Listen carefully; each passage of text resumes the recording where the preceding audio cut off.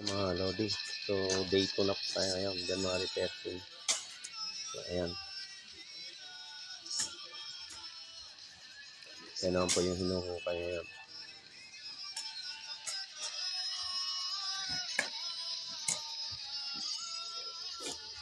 Dito po, medyo ano na. Nabawas-bawasan na. So, malapit na itong pumantay. Dito. Ayan po. Ito po yung nagawa po namin na dito. Mga lodi. Ayan. So, ayan po. Ito po medyo marami na po yung hahakutin. Ayan mga lodi. Ayan. So, medyo madugo pa itong gagawin ko na. Medyo mahaba-haba pa. Ayan.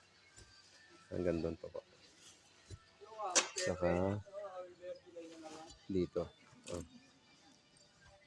Ayan. Ito mga ano na rin po to. Panambak na.